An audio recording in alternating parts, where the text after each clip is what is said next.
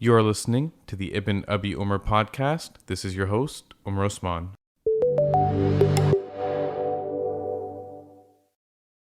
Assalamu alaikum everyone, welcome back to the podcast.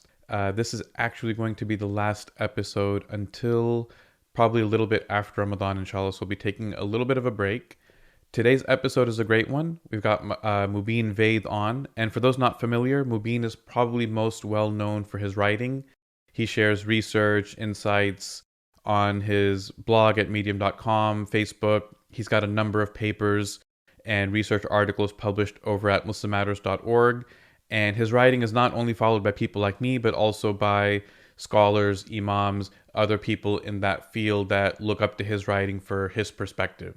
In this conversation, we start out talking about fiqh of social media and friendships, and we get into a number of different topics. And it kind of all orients around that theme of how we meet with each other, how we strengthen bonds of brotherhood and religious identity. And we even get into things like stories of experiences that we've had with khatib. So we cover a lot of different topics. It's a great conversation. Hope you enjoy it. As always, this podcast is sponsored by my book, Fiqh of Social Media. So please get a copy if you haven't. We're linked up to all the places you can connect with Mobeen in the show notes, so check that out. And we will get into the episode right after this little promo. The brand new book, Fiqh of Social Media, Timeless Islamic Principles for Navigating the Digital Age by Umar Osman and with a foreword by Sheikh Abdul Nasser Jangda, is now available to purchase on Amazon. Praised by multiple prolific Islamic speakers and scholars, the book serves as a guide on how to maintain your spiritual integrity online, navigate the ever-changing landscape of social media, applying prophetic etiquettes online, using social media as a tool for spiritual development, and much more. Visit ibnabiomar.com to learn more. Mobeen and I were talking about fiqh of social media and some other topics, and decided it would be a good idea to start to do a podcast episode on that, and kind of touch on a couple of different subjects. And just before we started recording, we were talking about the dividing line of 1985. So this is something that I start out the book with, which is essentially those born before 1985 are the last generation of mankind to experience adulthood before the advent of social media and smartphones and all that good stuff. And what's interesting is just the other night I was on Clubhouse. So I don't know if you're on it yet. You're an Android guy, so you're probably not on it. It's iPhone only. So no Android folks. But I was in a Clubhouse room and I mentioned how this wasn't a new social media and how we had Pal Talk before. And someone in the room actually asked me, how did they have something like that 20 years ago? Did the technology even exist? And I was like, yeah, we had the internet, we had microphones, but the idea that there could have been like an online chat app was just so mind-boggling that this could have existed, that long ago, which in reality is not a long time ago. So let's start there. What are some things that you've noticed different in this quote unquote new age that's not really that old? No, so Jazakallah khair first for having me on, and I think this is always a good topic to discuss simply as a point of reflection. Technology and social media is something that we tend to participate in quite a bit for many people multiple times a day, but it's not something that we really take steps back very often and just reflect on. One of the things that's really astonishing and remarkable when you take a step back is just to appreciate how quickly new developments become the way of the world. I still remember post 9/11 when airport checks changed and they introduced body scanners and the big public debate over body scanners. And I remember thinking at that time, this is going to be temporary. People are not going to tolerate going through that. It's so inconvenient. And now the idea of traveling without going through a body scanner, or at least having body scanners quite evident for a general population, is completely foreign. I mean, most people they've gotten used to it, right? You get used to something being there. And the younger you are, the less sort of historical imagination you have of a world without it. In some ways, technology is far more ubiquitous and far more deeply entrenched than that. You think about a phone, right? And the way that phone calls used to take place, where you had a house phone and you called someone else's house phone. You typically had to cycle through people, and if they weren't at home, you couldn't get through to them. The importance of your answering machine, right? Oh And yeah. checking up on messages, like, you get home and who called the house. And if you didn't leave a message, the I still expectation. remember when my parents bought caller ID, Yeah. and Yeah. so you No. would know who called you, which you could not tell who was calling you before that. Oh, I mean, even sales have changed, right? Because you didn't know when it was a telemarketer calling, right? The phone just rang and you picked it up. Caller ID was not a commodity that most households had, right? You picked up the phone, you took it, and then you figured out who it was once you picked it up. And I still remember that was a theme that ran on a lot of sitcoms, where you'd have people that were annoyed with someone. I remember Seinfeld and shows like Oh that, yeah, I where was just thinking Seinfeld. they're like picking up the phone. It's someone they don't want to talk to, and then they start pretending to be someone else, or they give the phone to someone else, right? And today, that entire plot line almost doesn't make sense. Why pick up the phone, Yeah, right? Just screen them, right? So everything's changed, right? Everything's changed dramatically. Neil Postman, in Amusing Ourselves to Death, I believe, or Technob, one of the two. It's been a while since I got them. But I remember he talked about the way that transformative technologies don't simply append themselves to an existing society, but actually change society overall. And so, the introduction of the printing press, what you don't get sort of medieval Europe with just this additional tool and more books available. What you get is a new Europe, right, as a result of the printing press. And that's really what happened with the internet and all the technological advancements that were born out of that. It wasn't simply, sort of the modern age with the internet. It was now the internet age. And we are shaped by the technologies we participate on just as much as we shape them. so Perhaps more so, arguably much more so. one of the things that it's shaped is friendship, and I think that's one of the, for me, that's been the, like, almost like a stark noticeable difference in how you hang out, who you talk to. What's weird is now people that I'm in touch with regularly are not often in the same city. That was not possible anytime before. Well, let's start there. What have you noticed in difference in friendship? Let me throw it up to you first. Well, it's weird now. In some ways, you know a lot more about people than you'd know in the past, especially at first meeting. And you know a lot more about people than perhaps they would even want you to know about them. When you first get introduced to somebody and you're just sort of feeling them out a little bit, you have icebreaker discussions. You get to meet and develop a rapport with them. Today, the first thing that you get exposed to is a lot. Right? You get all their political positions and their ideological views and what they think about any number of really intense matters of public debate, and how they participate and present themselves online, right? And suddenly, what it's done is it's taken people who, certainly for me, people who I really liked in the real world, and I look at their online self-presentation and say, I don't really like this guy, or I don't like how this guy is presenting himself online, right?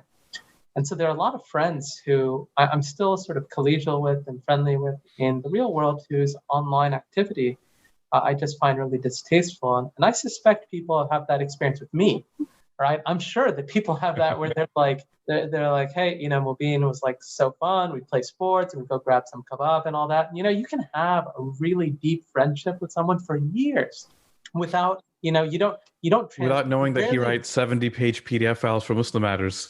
well, most, yeah, like most human relationships don't come to a point where it's like every single time you meet, you're in the midst of a really, really intense argument or debate. Right? Like most friendships aren't like that. Like a lot of time with friends, you're just kind of kicking it, shooting the breeze. You're just watching a game. Yeah, like just enjoying really mundane activity together, right? And the fact that you can do that with somebody and get along and, confide in them different things, have them confide in you differently, and just sort of talk, and, you have war stories with different things you've been through and stuff. I mean, that's a different type of friendship. Whereas today, what you have with friends are very artificial friendships where you can feel a very close affinity to people who you've never met, who you don't really know. I mean, you're sort of trusting that who they've presented themselves online is a sort of verified and legitimate sort of approximation to who they are in the real world. But again, there's no sort of guarantee there. When you say that you've had friends that their online persona made you not want to be friends with them, is this because of political or religious views that they were sharing online, or just general posting pictures of themselves doing things you wouldn't want to be associated with? It's interesting. Sometimes it's just small things that you don't. There's a lot of things that you can just find cringe-inducing, right? Someone's taking a selfie in front of the Kaaba with and it's just like, come on, dude, like, get off the phone and go do your umrah or whatever. Like, that's not even that big, like, a violation. You know what I'm saying? Like, Also, you would have no friends left if you I know unfriended everyone that took a selfie in front of the Kaaba. I know. I'm just mentioning that as like a very small example, but there are so many things that can sort of build up and that you find yourself annoyed by, and yet it's very conventional. It's very conventional online activity, right? And so, a lot of it is people's youth, right? A lot of it is people coming out and like opining on really heavy issues, and you're just kind of like, okay, where did that come from? Or it's really bizarre, and there are things that people think about, but they're not things that people necessarily front. Right? They're not frontal in normal human activity, right? Most interpersonal conversation doesn't start or end there, especially with people who you're not best friends with, but just acquaintances with. And even when you get to the stage where you find those things out, your relationship's developed enough where you know how to internalize and interpret some of those more eccentric views and opinions. Now you have none of them, right? You have none of those barriers. You have none of those developmental experiences. You have none of that history with that person. You're corresponding with them in a place where you can't tell what their emotional state is. You don't know where they are in their lives, right? Because you don't keep up with them the same way. You keep up with them on social media, so you can tell, okay, politically they're here, or they think about this issue. And sometimes when they're raging in the comment section, it's really acting out over something happening in their life as opposed to real passion for that issue or whatever. Yeah, I mean, there's a lot of online dysfunction. There really is a lot of online dysfunction, obviously. And it's strange. I mean, it's strange because in some ways there's something cathartic about being online, right? Yeah. About being able to express yourself and state your opinion and have that opinion be validated, right? And have that opinion be acknowledged and recognized and listened to by people who you value, right? Like, you actually value the fact that these people took the time to read what you had to write or watch what you had to post. And there's this, that there is an exchange cycle that takes place on social media. So it's very powerful what social media enables for people whose normal lives would perhaps be a lot more mundane. So one thing that I find interesting is, do you find yourself following or maintaining friendship with people like, well, let me put it this way. I see people post certain things, and if I don't really have a relationship with them, I'll probably mute them or unfollow them or whatever, right? Because I just don't care to hear this perspective on something that I don't necessarily agree with. Sure. But when there's, like you said, when there's an actual relationship there, right? Like, like you and I have probably debated on a number of things and gone back and forth where we disagreed, maybe even completely. But we're able to actually go back and forth without it becoming personal or public or insulting or any of those things, right? Yeah. How do you cultivate more of that relationship style? Because I find that to be the exception, where we can actually just go back and forth on an issue and disagree and like try to hash it out. And even a little bit of, iron sharpens iron, right? Like if if we're debating and I'm trying to strengthen my perspective, but when I go online and I just read people, I tend to almost get into my own echo chamber because I just don't want to hear what other people have to say. Yeah, I mean, there are a lot of challenges there, right? Obviously, the echo chamber dynamic is very strong.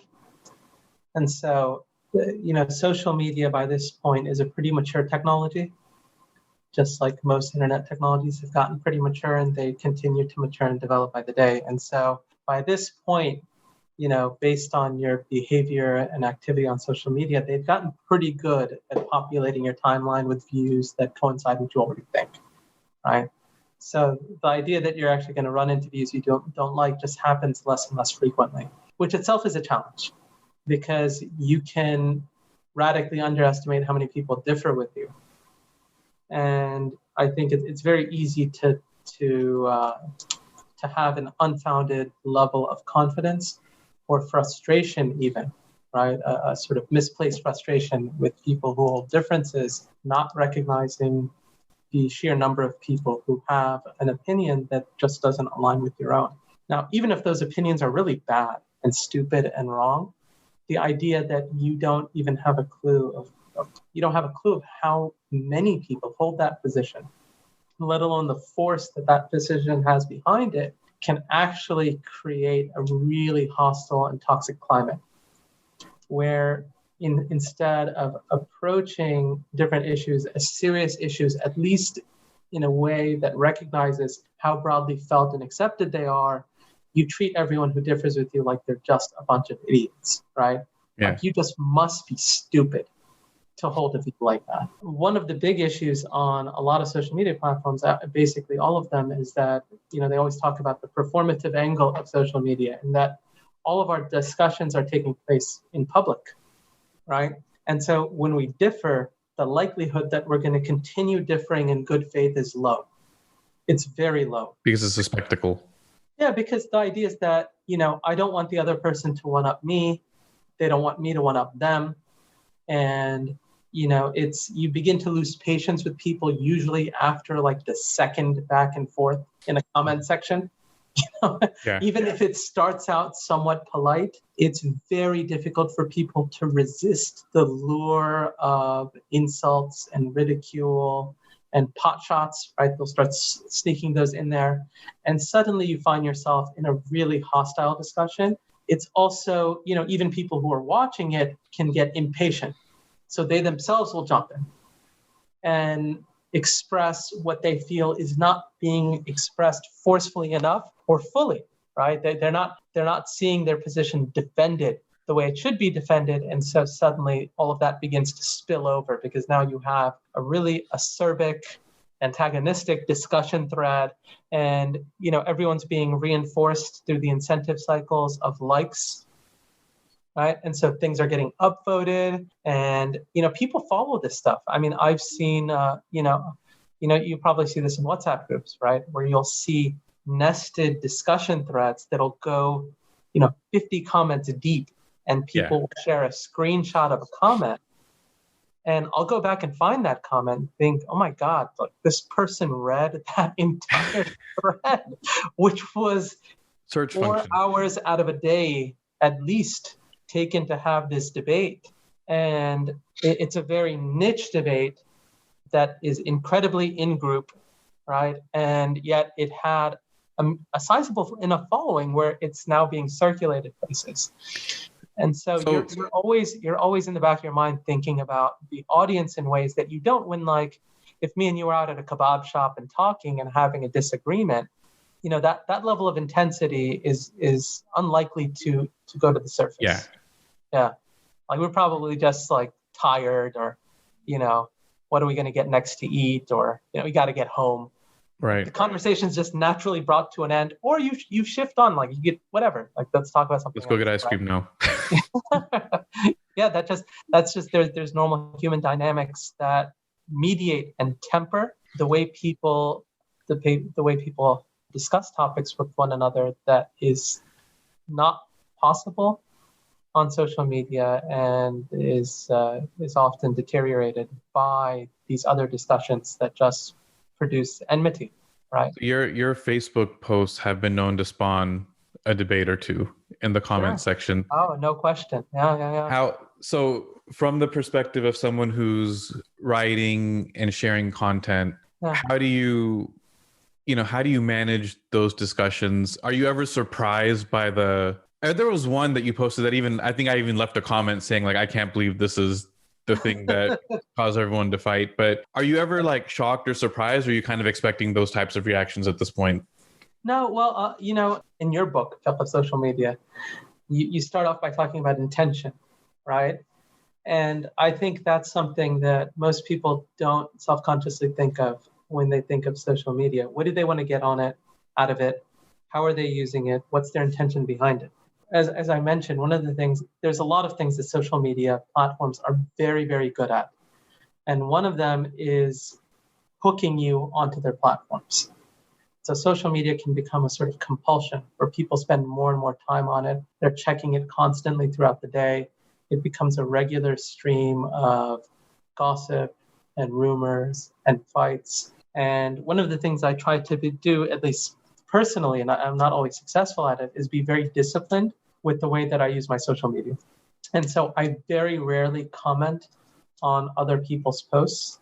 And I say that only because when I do comment, often it will simply be to, make dua for someone whose family member passed away, or to offer a supporting remark. But the idea that I'm going onto someone's post and engaging in an active debate, I do it very, very rarely. And when I do it, 9 times out of 10, I tend to regret having done it, right? Like I do it and I'm like, why did I do it? Like I just got sucked into this that I know there's no exit strategy. So what I try to do is say, okay, here's the amount of time I'm going to spend on it in a day, and I'm not going to do it the rest of the day because I have a family, I have children, I want to spend the bulk of my day and time around them, and not want their lasting memory of me to be, arguing with some random person who I don't even know, who's got this kunya account and fighting me on something that probably is going to bring no benefit to that person, to a larger audience. There's no larger stakes at play and everything else. So I'm curious, have you ever changed your mind because of a comment someone left on your post? I don't know. One of the things I appreciate are people who respond to me thoughtfully. I really do. And those are the types of people that I try to make an effort to respond to. I don't respond to everyone. So you said like the arguments, I don't respond to everybody. I generally don't. That's a rule. And sometimes I don't respond to people even and I feel bad about it at times because I feel like their comments deserve or warrant a response, but I just don't have the time. It's just negotiating your own individual priorities and where your time can go. Your effort versus reward.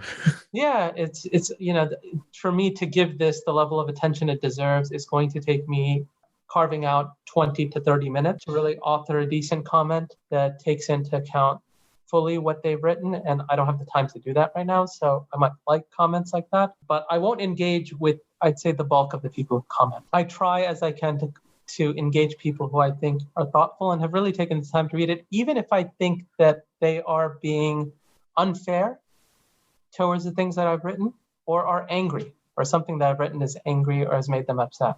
I don't mind that. What I can't really engage with are people who are sort of uncharitable and remain uncharitable. People who are not in it in any serious way to gain clarity of either my position or even to understand, what I've written or how I can have a view like that, but just sort of drop an insult or make a mocking comment towards me or to someone else. Right. Usually when that happens, and I actually am less concerned with people who mock, ridicule, and insult me. And I'll feel that way more so when people will insult others. Right. Especially when they insult others, it's like, okay, just calm down. This is not a way that people should really have exchanges and engage people who they don't know. And like there's something wrong with that, I think. And so usually what I'll do is I'll just sort of wait a bit and I'll unfriend those people. Because I don't think it's a productive use of my time, and it's certainly not a productive use of their time. And what it does is it deteriorates the type of discursive exchange I want to promote, which is that I want to promote and have a space where people who have given what I've written thought to offer their opinion, even if they're disagreeing with me. Now, those people are never going to be safe, quote unquote, from me coming back and disagreeing with them, right? Right. And my own disagreement might be offered in strong terms, right? I might be confused. I might even address them in ways that are a bit confrontational, but I hope that I never address them in ways that are just insulting. And that's something that I try to be aware of, that I don't. And I know that in the past I've crossed that line, although I tried to, and it's because at heart I get it. Like, I get why people write what they write. Like, there are times where people will just go off on somebody and they'll be like putting their finger exactly on how I feel.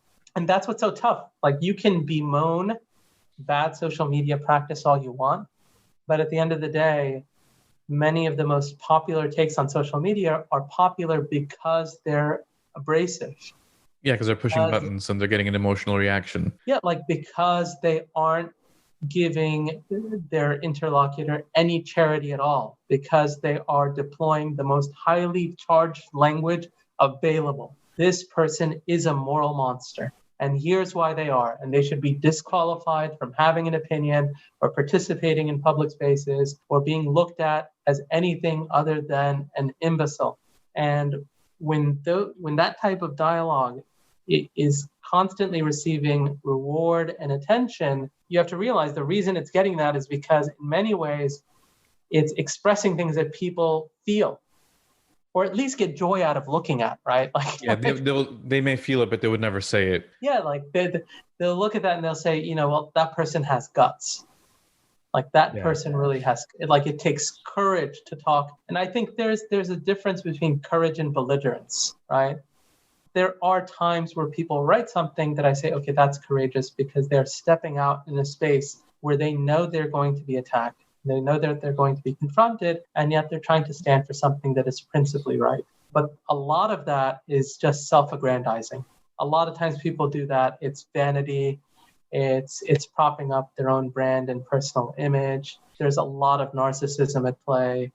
It's not the type of space that's really conducive to, ikhlas and sincerity. How do you balance that as, as someone that writes?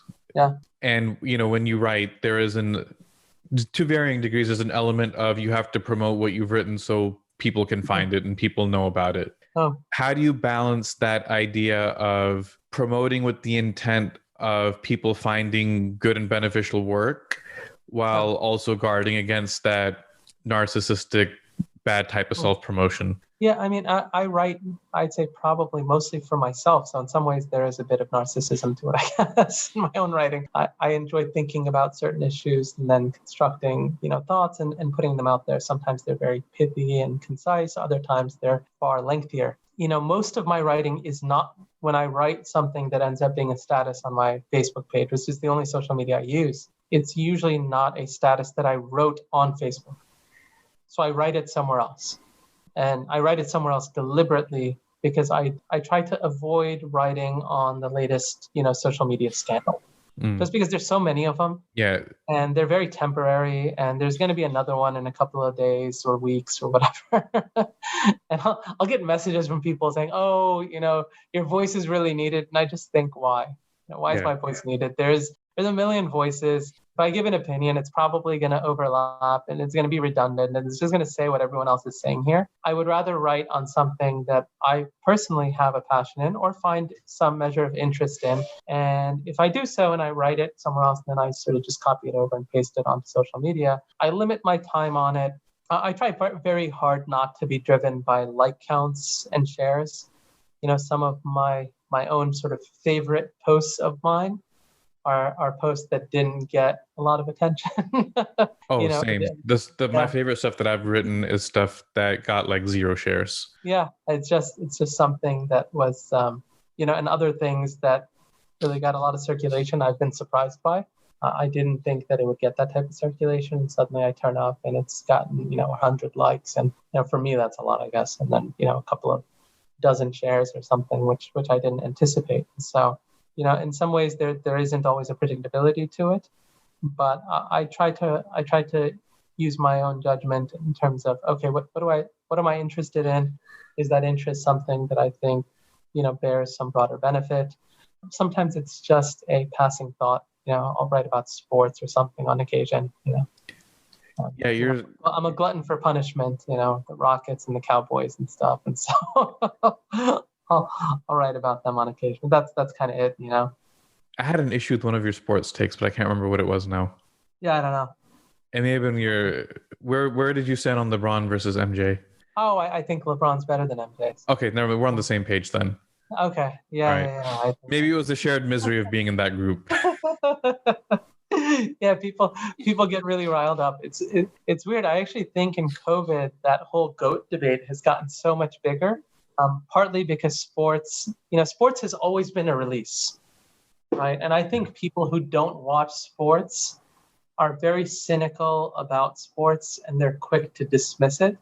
But I think they're quick to dismiss it because they just don't get what sports brings to the table for people socially.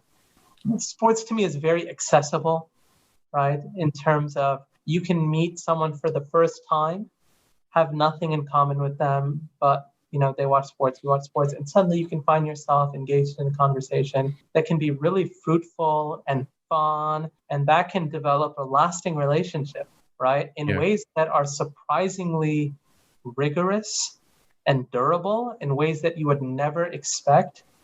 And yet that entire foundation upon which that friendship was formed was some banter over, LeBron versus MJ. Right? Yeah. Something like that. Yeah, I was gonna say even if we really want to stretch like that religious perspective, even some of my best Muslim friends, our hanging out time was usually sports oriented. Yeah. Before I retired, it was playing basketball. Yeah. Right? Now I'm a little past my prime. Liability on the court. Yeah. But then it's watching games or getting together to see the playoffs or I know Super Bowl is kind of the cliche one, but yeah, it's a good way to just hang out. Yeah, and it's one of the few spaces in modern sort of life that isn't just totally encumbered in debates of politics and everything else that's going on. In some ways, sports is an escape, right? Now, people always say, okay, well, sports, these leagues have made their leagues political because they've integrated into their leagues a lot of jingoism historically, so like the national anthem and honoring the military and all that. But usually those are very small parts of the event, right? I mean, most people who watch a football game on Sunday don't even watch the national anthem. The game doesn't start till kickoff. You're just watching pregame. And if you watch an NBA game, it's the same thing. I mean, you don't even see the national anthem on a TNT NBA game. Going into it, you're just seeing Charles Barkley and Shaq argue for an hour about, oh, we used to play like this in our day, and that type of thing. And they're funny and whatever, right? It's just a sports discussion, and you can have some really fun moments and just kind of check out a little bit watching sports. Now, any obsession can be unhealthy. People who get obsessed with sports and spend altogether way too much time on sports and all that, it's just like anything else, right? It's not sort of virtuous just to spend all your time on sports, but sports as a sort of supplementary, occasional, situational outlet for people who the rest of their life is really heavy and loaded, I don't think is a bad thing. And I think in a lot of ways can be very unifying. Really easy way to form solidarities with people and make friendships and have discussions and conversations. It's funny. This is one thing that I've been thinking about, coming across stuff on this lately, is the idea of how we're always pressured to be on. Right? Yeah. Whether it's professionally, you're expected to always be productive, efficient, always developing, always learning stuff related to your job. Yeah. When it comes to religion, it's the same thing too, right? There's always pressure of like, oh, all your free time needs to be dedicated in ibadah or worship or something productive and something beneficial. And it's almost like there's no downtime or a way to have healthy downtime or rest. Yeah. Yeah, no, and sports is usually a downtime activity. It's weird because in some ways social media is a downtime activity, but it's a very intense downtime.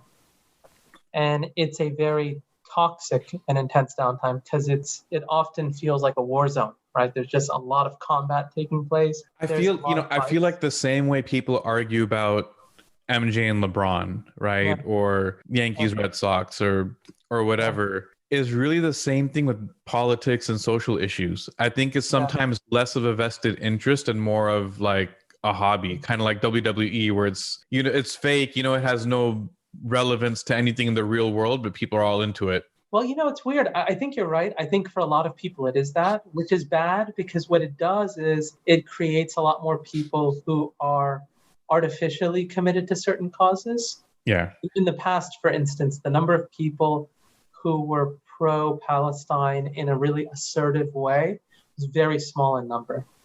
In the Muslim community, it was a lot of the older generation, right? The younger generation wasn't that into Palestine advocacy. And I remember growing up and, even on campuses, there'd be some events here and there, but it wasn't taken for granted that students and anyone else would be interested in that topic. And most people weren't sort of putting themselves out there on those types of things. Today, many more people are deeply invested on a topic like that. And so that's sort of good, but it's also problematic in that, people who at that time were actually invested in the cause, ended up making a lot of sacrifice. They made a lot of sacrifice individually in the things that they bought, in the places that they visited, where they ate, where they didn't eat, organizations they'd be affiliated in, where they spent their weekends and free time. It was lived in a much more serious way than people who are sort of freedom fighters for these causes online, but whose real lived sort of experience doesn't bear any of that out in a serious way. They're just sharing articles on it all the time. Right? Like they're constantly sharing articles such that when you looked at them, you think like, okay, this is the symbol of who this person is. This is their brand. This is emblematic of who their personhood is. You would assume something much larger about them. And yet in the real world, they're just sort of living and not actually contributing to it. So I think that becomes a problem. But the other part of it is, and this is where, the old cliche about Twitter's not real life. I actually think that cliche has outlived itself in some ways. Increasingly, Twitter is real life. Oh, I mean, the insurrection proved it. Yeah, no, I mean, the Capitol Hill riots and everything else. Like there's an extent to which things that trend and go viral on social media are now witnessed almost immediately in the real world. And they shape institutions and they shape activity on campuses and religious organizations and everything else. This was not always the case. You could have this really raging debate on social media over masjids, right? And then you go to your masjid and you'd be like, okay, like it's like we're just we can tune that out. And like 99% of the people here have no idea what any of that stuff is. Yeah, it's a very theoretical discussion that has no application when you actually go to your physical community. Yeah, I mean, you just say, okay, our masjid's still working. And yeah, it's got its flaws. Everyone has flaws, but we're working and we have a community event and it's much more rudimentary. We have the next program and we're all just, our sort of, arguments and debates in the community have to do with things that are completely unrelated to the types of fights that are occurring on topics on social media. And it was weird for me because you'd hear these arguments on social media about, our masjids are totally irrelevant and, they're dying. And then you'd go to the masjid and they'd just be packed and people are attending and they have all these, successful events. And so you'd see these doomsday predictions and you go to the masjid and say, okay, like these people don't go to the masjid to begin with. Their forecasting in some ways is just a means by which they're validating their own lives. Yeah, they don't go to the masjid, so they think it's irrelevant and pointless and backwards and all this stuff. So they think it's just going to die out, right? It's funny, like people have that, like, oh, these people at the masjid are irrelevant. They don't know any of the things that are going on, blah, blah, blah. And now I look at it, I actually envy the uncles that can come to Isha every night and have no idea about any of these things. I'm like, I wish I was that. Yeah, no, I mean, I appreciate the khutbahs where, you're not hearing the latest political update or someone who's trying I can't stomach those. Yeah, trying to, be relevant socially and talk about the latest news stories and just give me a basic deen reminder and I'm happy. But in many ways now what's become unfortunate is that those things have become the norm because if you don't talk about them, people are now expecting them. So now the sort of gateway and the bridge between what's happening in the virtual world and what's happening in the real world is much tighter and much more closely connected. And it's difficult because there's fewer and fewer places where you can just escape, right? Yeah. There's just nowhere where you can escape it. And I think that is creating a lot of problems for people, and certainly forms of personal dissatisfaction, alienation, depression, loneliness. It's a big problem we have today. And I think they're all contributed by this, because a lot of people just feel like, we don't have real human friendships. We don't have those spaces where you can really feel the warmth. It's weird. We don't associate warmth with guys get-togethers, Yeah. because they're just so like, there's a lot of roughhousing to it, right?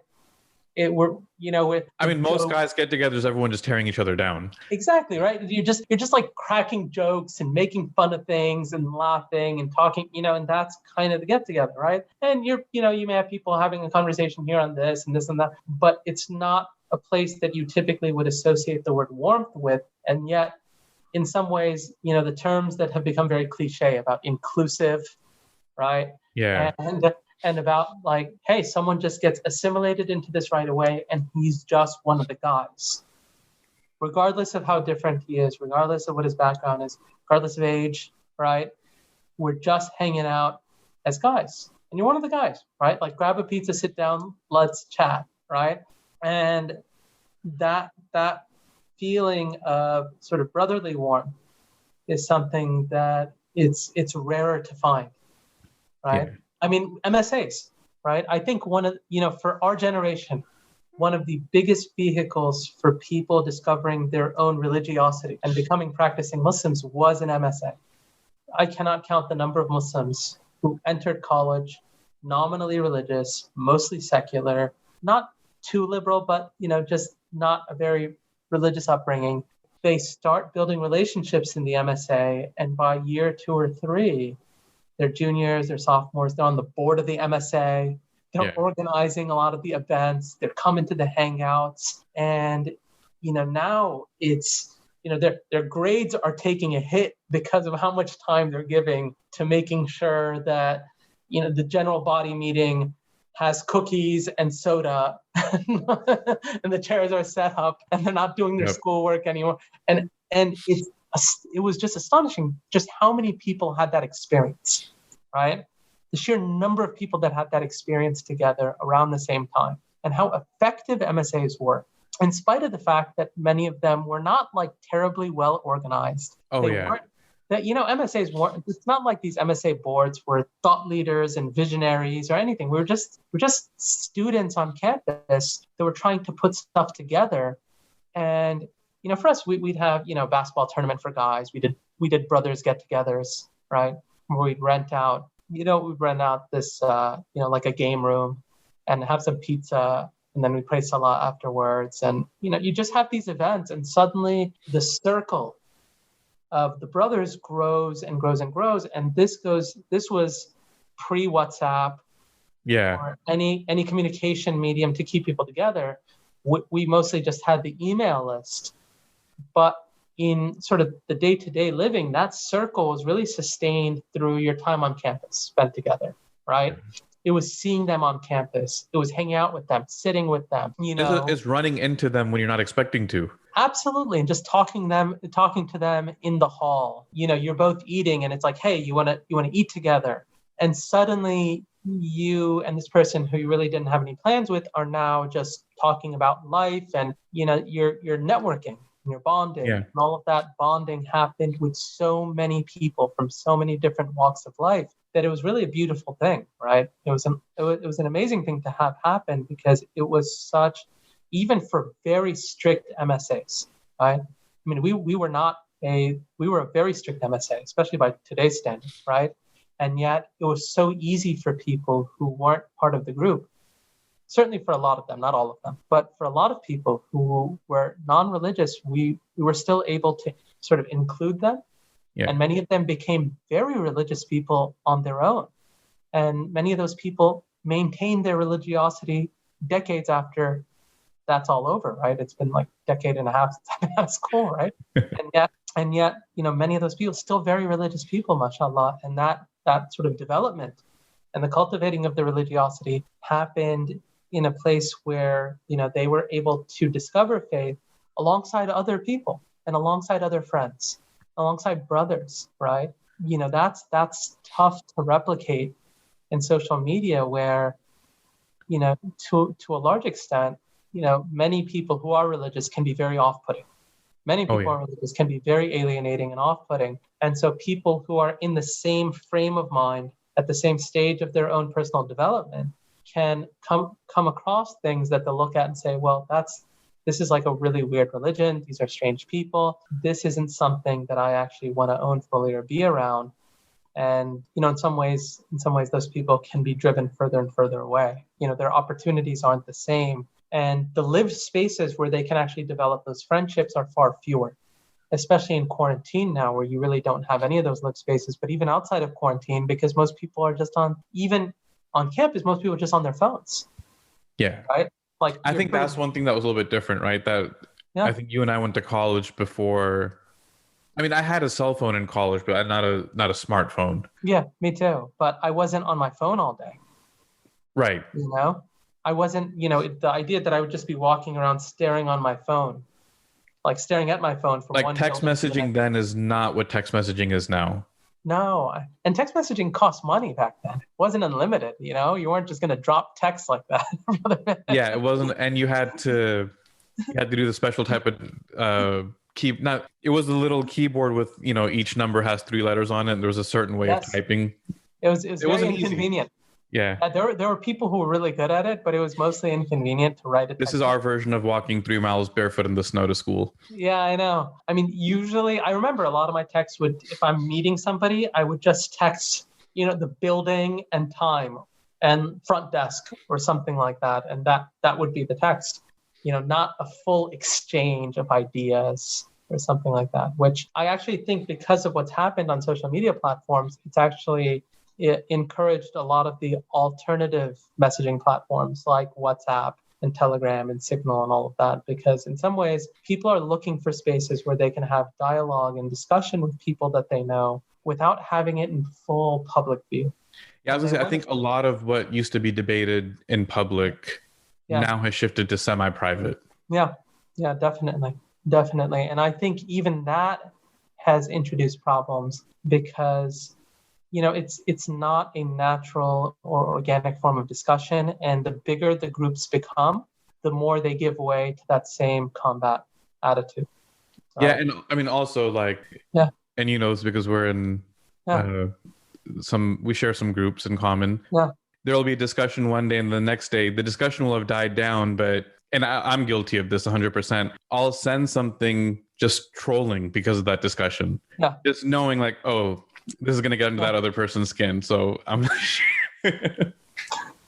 and it's a joke, is good-hearted or whatever. But again, to your point, it's not something that would happen naturally if you're in physical proximity. No, of course not. And, it's weird. I mean, I've been on WhatsApp groups where people absolutely lose it. They melt down. They ruin relationships with people. They unravel at times because they're so angry and upset about what's been said or what's taken place.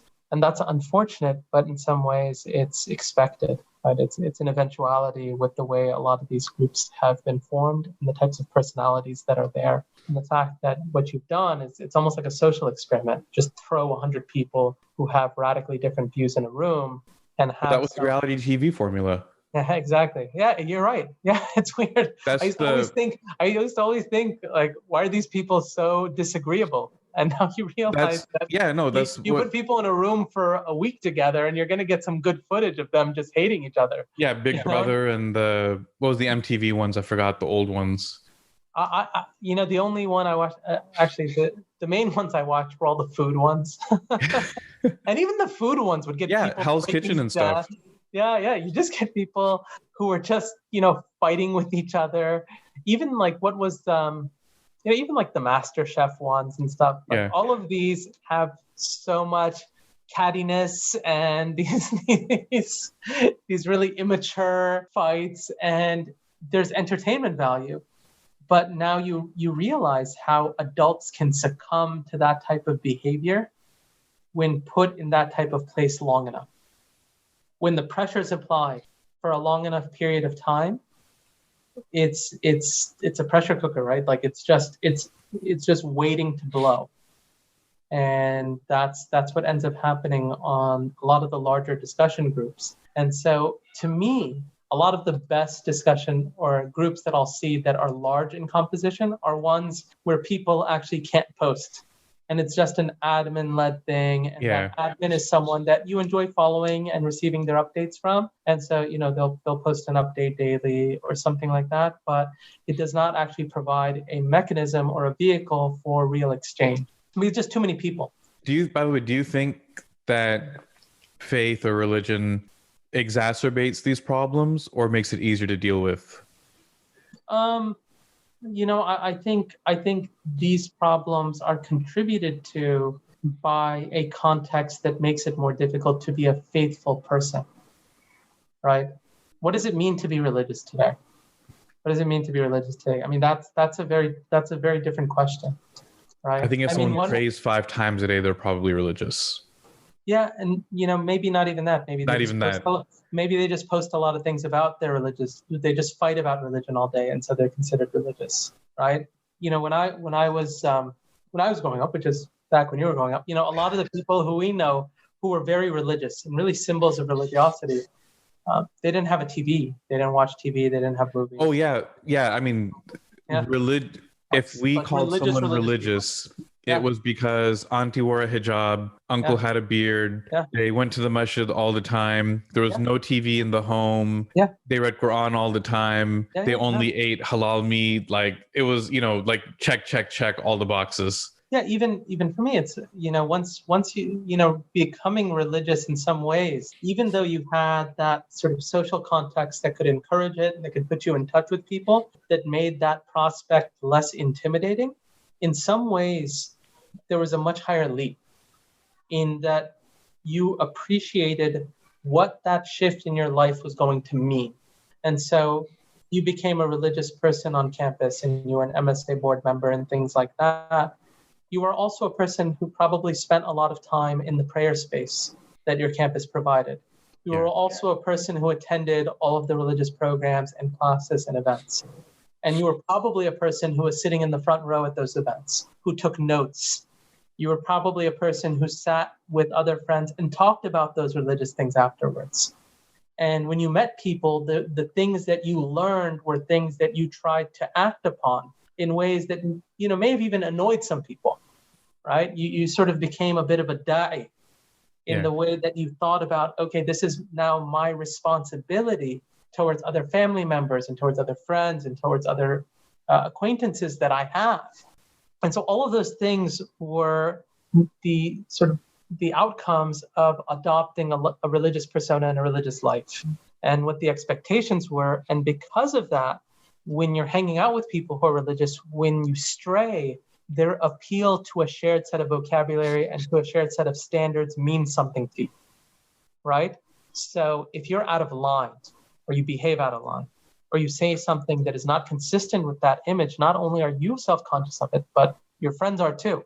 And so you're on guard, but your friends are on guard. And so there's a mutual reinforcement of your own behavior and the way you're supposed to do things. In some ways, it's very interesting in that social media polices behavior, but it polices behavior in far more dysfunctional ways, in ways that aren't ethically or morally rooted, and have far more to do with intimidation and being mocked and ridiculed and insulted, and a certain type of fear of public reprisal than it does with anything related to sort of being a person of integrity, right? Which is what that was all about.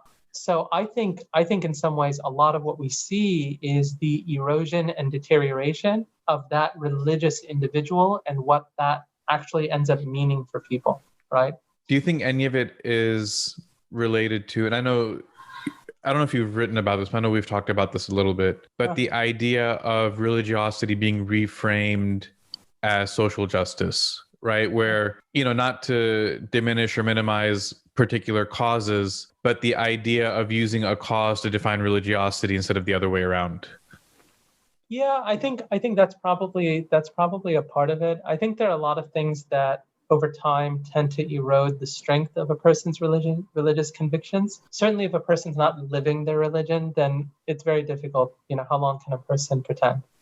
I mean, certainly these days a person can pretend for a long time, right? I mean, it's not hard to build a brand and to live with that brand for many years and to self-present in a particular way. And so it's, in some ways people can fake for a long time. But that still is a deterioration of religiosity, because that person who's faking in the real world actually isn't going to observe what their religion's asking of them, and even in their public religious persona is going to flagrantly transgress what that religion expects of them. And they're probably going to find support from other people who are in a similar position, right? And so I think that's certainly a problem, where you just have fewer and fewer people who are living out and sort of embodying their religious commitment in a really fulsome and serious way. But I think, religion historically mediates our communications with other people in a way that, when religion's done well, makes us better people. And so it makes us the type of people who are less susceptible to gossip. It makes us the type of people who are less susceptible to slander or insulting. Or it makes us the type of people who try to be kind to people and charitable to them, and we become more generous, and we look to spend our time in doing good actions, right? Those are all things that, religion tends to promote. Certainly Islam promotes, right? And the Sharia promotes. And that's why when, traditionally when people became religious, it was accompanied with all of that stuff, right? At least more normatively than it is today. When you have a loss of religious spaces and you have religion redefined in ways that are far more superficial and more aesthetic, right? I think the idea that, what does religious meaning hold for the average person, it becomes more difficult to really stand up for that. Because in some ways, everybody seems fake, right? Everybody seems fake, right? Like here's this truth teller, here's this influencer, here's this, and they're just all putting on a performance for the public. And it's weird. I remember, and you probably went through this. I remember when I sort of started embracing my own religiosity, one of the things that was not available to me was the idea of becoming a speaker, right? Like the idea of becoming a speaker was like, who are you? You're like 20, right? And so what I used to do to help out was I used to give khutbahs in high schools. So we had area high schools that needed khutbahs. So I used to help out on Fridays, and I'd give khutbahs in high schools. And although I was doing it just to help out area high schools, it ended up helping me develop my khutbah skills. Yeah. And over time, some of the masajid in the area were expanding the number of khutbahs they had, and they were in dire need of khatibs. And so after college, I became a regular khatib on a number of rotations. And you're in your mid-20s and you're giving khutbahs every single Friday. And when you're giving khutbahs every single Friday, and this is not your full-time job, you can't prepare every single Friday for a new khutbah. Yeah. So you recycle. My experience is almost exactly the same. Yeah, you recycle all the time, right? And if you're good about it, you probably do a new khutbah a month. If you're bad about it, you just keep cycling through as many different locations as you can hit for months on end until you've worn that khutbah down to the bone. My record was 9 weeks in a row. and it was one of those like, Ramadan is coming. Ramadan is almost here. Okay. We're in the first week of Ramadan. Ramadan just ended. Ramadan was a few weeks ago. Yeah, no. And, one of the things that I remember thinking to myself, and I think many of us as khatibs had this, was I can't do khutbahs every week. I just can't do it every week. And the reason I can't do it is not because I'm recycling my khutbahs, but because I don't feel good recycling my khutbahs every week. Like it just doesn't feel good to me. Like I don't feel right in front of Allah just recycling and regurgitating something lazily. And I can get by, and I know all of the rulings to make a khutbah valid, and I know all of the ad'iyah. You can be above average without trying. Once you know what you're doing. Yeah. And that's exactly. Like the really dangerous spot. Yeah. And the idea is that you get to a point where you say, I don't want to do that anymore. I would rather attend a khutbah that may be subpar to the audience. People might not like it, but at least for me, it is keeping me grounded and it is reminding me of my own place in this whole sort of hierarchy of life. And it, my maqam is being reinforced because that's who I actually am. I'm a guy who needs to sit in the audience and practice my religion and listen to other people speaking to me as much as I am a person who is speaking, right? And you felt in some ways, the way where you could get to a point where you feel like a bit of a performer, right? And that didn't feel good. That didn't feel good. Like this idea, I'm just showing up and I'm putting up this song and dance, and I know when to get, a little loud here, and my intonation and the way I stress points and all of that, and storytelling. And it's the worst on days where you just your iman goes up and down. Yeah. And you have khutbah on a day where you're down. Yeah. And you really do have to fake it. It's a horrible feeling. No, and you get, and back then you felt it a lot more. You felt it because you were viscerally in touch with it, because you were the person on stage, because you were in front of real life human beings, because those people would come up to you and say Jazakallah khair, and because you were brought face to face with the reality of what you were doing. Oh man, one time, and I share this story in Khatib workshop all the time, is I gave khutbah, right? And we always teach people, and on an optimistic note, be uplifting, et cetera, et cetera, et cetera. I gave my khutbah. My mom comes up to me and she's like, "Why were you so angry?" And I'm like, I wasn't angry. I'm like, I was positive. I was uplifting. I hit all the points in my notes. And she's like, "No, you sounded angry." I went and watched the video because that much of the video recorded it. And I realized I didn't smile once the entire time. I had a long, I just had a long face. And I realized I was in a crisis at work. And I literally was overwhelmed. And I just ran out to go give khutbah. And I had zero feeling of actually doing it. If it wasn't an obligation, I would have probably skipped it that day. That was how, that's the mode that you're in. But then you have to get up and give it. And it's tough. Yeah. The only reason I'm bringing all this up is because I think in social media, you're not brought face to face with the reality of what you're doing. Not at all. You don't feel it the same way. Both the way that you are behaving and the audience that you are behaving in front of. You are detached, you're abstracted from the actual reality that would dawn on you in the day-to-day world.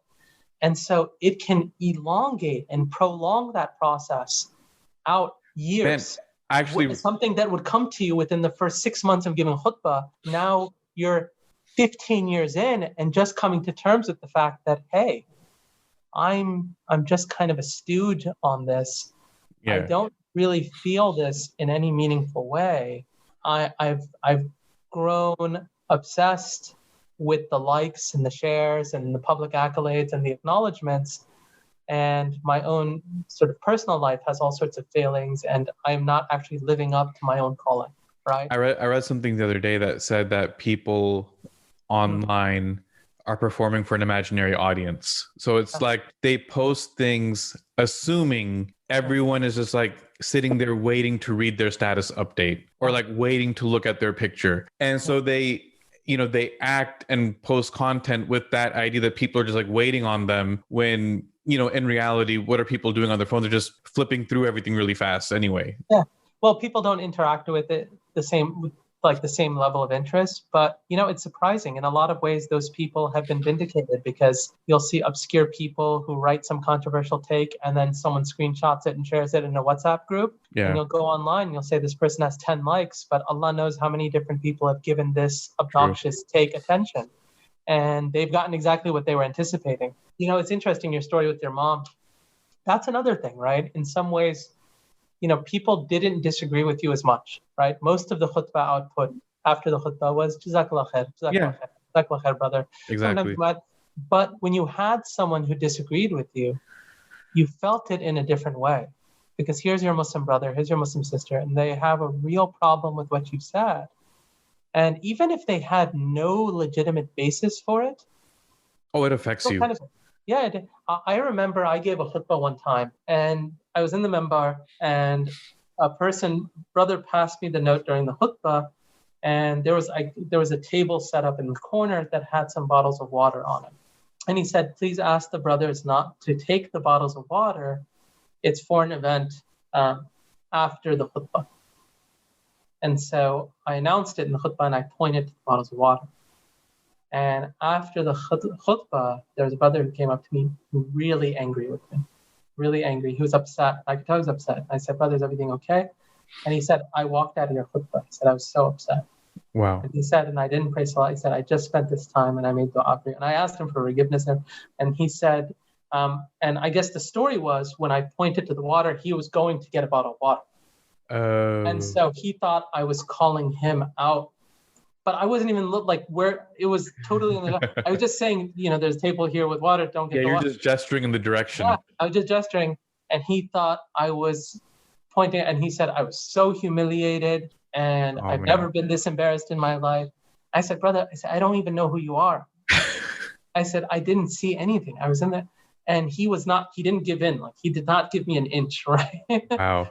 But I remember after that thinking, I shouldn't give khutbahs. Like, who am I to be giving khutbahs? For weeks, I did not give a khutbah. I just took myself. And it seems like such a silly and ridiculous thing to go through. No, man. In the real world, you go through that. And for me, I couldn't talk about it. I felt so guilty about it for such a long time. Don't like, people give you all types of compliments, but you never remember them, right? Like, as you're mentioning this, I can very vividly remember two things that happened. One is, I don't even remember what my khutbah was about. All I remember is that after finishing salah, I said this, made salam, and this like 19-year-old kid just comes right up to me after the salam, taps me on the shoulder, "Assalamu alaikum, brother, wa alaikum salam. Oh, it was a great khutbah, jazakallah khair." I'm like, okay. And he's like, brother, when you recited Surah Fatiha, when you said Sirat al-Mustaqim, your ta wasn't heavy enough. Okay. And I was like, but was it heavy? He goes, yeah, but not enough. I said, okay, thanks. I was like, And then I had another situation where this was a masjid that has two khutbahs, and it was winter time. So, Asr time is really early. Yeah. And I did, I didn't set the masjid sets the timing. Masjid sets the time. I did everything on time. And the way that it was set up, the khutbah the salah finished about 7 minutes before Asr time came in. Yeah. And as soon as I walked out, this guy started berating me, saying that I invalidated everyone's prayer, that it was Asr time. And, I took out my phone and showed him the adhan time, and he just was going off about how I just ruined everyone's prayer and this is not valid. And I'm like, man, it was baseless, but still that's the stuff that tends to stick with you. And you're like always thinking about, how do I prevent this from happening again? Well, in some ways it's perhaps Allah's way of keeping you humble, right? Yeah. And it's weird because online I've been berated and attacked and insulted much worse. And it doesn't matter. Yeah, I just kind of brush off and go on. Yeah, just block. I understand that for a lot of people, social media can be brutal. It can be brutal. When I see people times who get trolled or attacked incessantly and targeted, and I'm like, man, this is vicious. It's the most brutal for sisters I've seen. Yeah, it depends. I've seen brothers. Sometimes guys who I don't think deserve it get it. I remember there was one. I've mentioned the story before. I remember one time there was an MSA somewhere in the U.S. and there was, again, it's an important cause, but there was a brother who was the president of an MSA who had agreed to go on one of these Israel trips with one of these, groups that sort of purports nonprofit, but is in fact a AstroTurf Zionist entity. And he had agreed to go on this trip for the purpose of peacemaking and all of that. And this is an 18-year-old kid. 18-year-old kid on social media. And the number of people that were just ridiculing and insulting and attacking this kid, I just thought, miskeen. He's 18. Yeah. Give him a break. Cut him some slack. I get it. This is an important cause, but you're not helping the Palestinians by just making fun of this 18-year-old brother. If you really cared enough, maybe you message him privately. This is not, at the end of the day, this is not a game-changing activity that's taking place. This was not a prominent organization. Well, also, it's what redemption are you offering to the individual? Yeah, this kid was a nobody. Just cut him some slack a little bit, give him some space, And people get offended when you say stuff like this because they say, "Oh, you're just soft on oppression," and it's no. No one's questioning the urgency of the actual cause for the intensity of the actual oppression that's taking place against the Palestinians, or the absolute necessity to work against it. But what we're questioning is whether or not this is actually doing anything to help remediate that. And I think a lot of times the discourse that we have can be so exacting in its expectations that there's no latitude for very small things, because the idea is, well, these small things are microaggressions, and if we let them pass, then what you're actually letting go is this super awful thing, right? That's what you're really allowing, Right. by not saying anything on this very minor thing. And sometimes I tell people, you don't always have to make that connection, right? I don't You think don't it's you don't healthy or always have to sustainable. take it that far, right? Like, you don't Yeah. have to take it that far every time. Like, just, okay, someone thinks that it doesn't, just because they think that, it doesn't mean it's going to lead to them becoming this, whatever you think the long-term consequence or short-term consequence of that thought is. It's not always the case that it turns out that way. And the mere risk of it shouldn't be something that puts you in a position where you're going to just go off on people in a way that has no proportionality to the nature of the grievance or the wrong. I wanted to ask you one final question that's going back to something we talked about a little before, to the point of all these discussions and how difficult it is to recreate those environments, maybe like the MSA of the quote unquote good old days, right? Yeah. How do you see us trying to, get some of that type of brotherhood, sisterhood, that warmth back? I mean, not just social media, but now we've got the whole pandemic thing complicating things. Sure. I don't know. I don't have a good answer. I mean, I think in some ways we have to think really seriously about technologies and how we can use them more effectively. Right? I think there are probably ways to improve on how we use technologies and use platforms, and become a little more deliberate and thoughtful about social media, and then reevaluate, right? Sort of, what are our objectives? What are we trying to get out of it? And then if we've been doing things this way, okay, let's shift course and let's reevaluate, right? It's really tough to be that sort of detached from the ongoing activity that's going on, because typically you're really entrenched and enmeshed in this day-to-day discussion and fight. But I think that people have to be capable of doing that and figuring out ways to simply do things better. Because I think there probably are ways. WhatsApp, for instance, can be a great way to stay in touch with family, just the same way that it can be a place where people ruin their relationships, right? And so what are the things that can be done to help promote positive conversations? What are the things that we can do? And that thing might be, spending less time online, right? Or spending less time on some of these social media platforms. But it's tough. I mean, how do you get, you're sort of asking, it's like asking a parent, how do you get your kids to stop playing video games or something, right? Or get them away from the TV. Oh, if someone could tell me that, I'd be very gracious. Yeah. I mean, you can tell them, enroll them in sports and get them active and all that. And usually it's okay. You can enroll them in sports. They may not like playing the sport that you've enrolled them in. They'll just play FIFA on video games. They'll hold it against you, and they'll be miserable. And they'll just be waiting to get home just to jump on video games again, especially if it's just a league where they don't have any friends. Yeah. And so, there's no like magic pill here. there's no magic formula that I can think of in some ways, because as we've discussed, the lived spaces are so much easier to do this with. But now there are fewer people who participate in live spaces. And usually when they come to those live spaces, they come in there with a ton more baggage. And they are emotionally, individually, psychologically at a different place, and far less open and available to the types of contexts that were really welcoming in the past. The idea of, guys getting together and just watching sports, right? A person who, when we were growing up, would just show up to the game and meet people and hang out and, grab a slice of pizza and sit down, today might show up and say, is this all we're going to do? All you guys do is just sit around and watch football. And then, that person would go home and write some status about how, like, just brain dead this zombie-like this group was, and how not everyone's into sports. Football is such like a gladiator, imbecilic activity, and it's a sport that is overseen by all these like oppressive billionaires and whatever.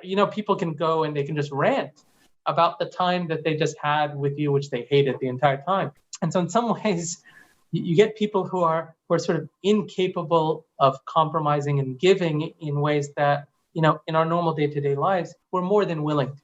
We're more than willing to give things a shot, right? You see this with restaurants, right? On Yelp, like people are much quicker to judge their restaurant experience negatively than they were in the past, right? People might have had mildly unexceptional experience at a restaurant and it wouldn't be held against the restaurant, and they'd still go back, right? You'd go to the kebab store, they're running behind, whatever, food wasn't as good as last time, the kebab was over, you still go back.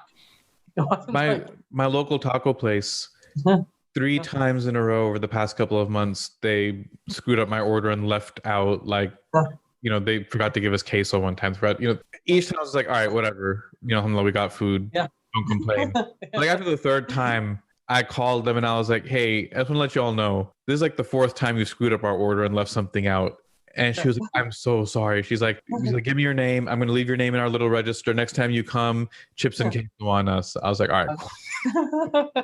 No, but I see how quickly people respond to things like that. And so, but I would never go leave like a Yelp review. Like, they forgot there has to be a place where we can deflate the intensity a little bit, and where we can channel people's passions in a more healthy direction, right? And that is, I don't have an easy answer to it. Part of the reason I write long form is because I think long form naturally requires people to have a longer attention span. I'm glad you said this. Yeah. This is the number one criticism I get from people is, oh, your article is too long. Yeah. And my thing is, it's almost the same. Like, then it's maybe not for you. Like, it's for people who are interested in that topic and want to read about it. Yeah. People say, oh, it could have been shorter. Okay. Well, they're not the target audience. Yeah. Target audience is whoever wants to sit down and read it. That's the target audience. Because those people to me are people who, and people who don't have those disciplines, to me, need to acquire them. It's not impossible to sit down and read an article that's a bit longer. It's not. I mean, every human being is capable of reading something that's longer than a paragraph. I think it's what's the more important skill, especially as you get older, is figuring out which things you're willing to devote that attention to and then doubling down on it. Yeah, of course. Not everything's going to be worth your time, and not everything's going to be a topic or issue that you really have a passion or interest in. Fine. But I mean, Fiqh of Social Media is not a terribly long book, right? And it's got great nuggets in it about about how to use social media more better, reminders from the deen and all that. And so, if people want to improve the way that they participate in social media and get some advice on it, they can read through it probably in an hour, maybe 2. 2 hours. It's funny. Right? The most common feedback I've gotten on the book, is, oh, I read it in one sitting. Yeah. I'm like, cool. All right, I love that. Yeah, it's not. It's not War and Peace, right? In terms of playing. And so, to me, I think those are the types of things that people should try to do. It's healthy to read. It's healthy to spend more time and try to contemplate things out of sight. And I think for people individually to try to develop those relationships, I always say that I think the most important relationships that people can develop are the relationships of the family and the household. Yeah. Right. And that's perhaps the most devastating consequence of the modern world and technology and everything else, is that just as much as it's brought people together, it's actually alienated and estranged people from the type of intimate connections that usually were unbreakable bonds, right? There was a day and time where you could never estrange yourself from your family. Like you're doomed to them, right? Yeah. It's like my siblings are my siblings. I can hate them, but it's my brother. I can hate her, but she's my sister. And I'm just always going to have them around, and you're always going to be there for them regardless, right? Right.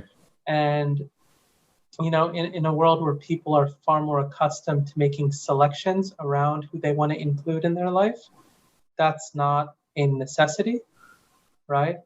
And plenty of people just select to really not have a relationship with their parents, not have a deep emotional relationship with their siblings. or their uncles or their aunts or their cousins. Most people don't even have that same relationship with their spouses, right? And when it usually gets distant enough, they just move on. People's relationships with their children, right? It's just there's an extent to which the parent-child relationship has become much more a relationship of convenience than it has a relationship built on a certain sense of duty from the parent towards the child, and a different set of obedience and responsibility from the child towards the parent, right? That entire equation has been fractured in many ways and undermined by a lot of things that are taking place. And so I think certainly for us, we have to look to uphold those elemental bonds that have always existed in civilizations, going back centuries and millennia. And certainly they sit at the heart of all moral and ethical societies, right? And when those relationships erode, to me, it's very difficult to have stable social relations between people. But Allah knows best.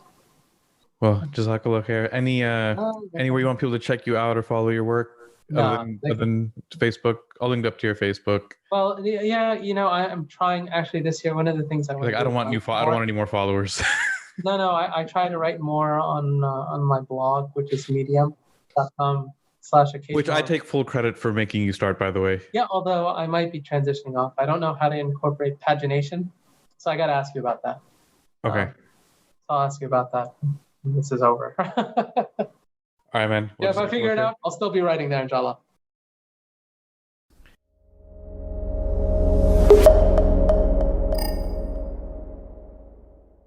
Thank you for listening to this episode. If you'd like to support the podcast, please subscribe in Apple Podcasts or Google Play or whatever podcast player you use. And please rate and review the podcast. As always, if you share it with a friend, that's much appreciated. You can check the show notes for all the details and links. See you in the next episode.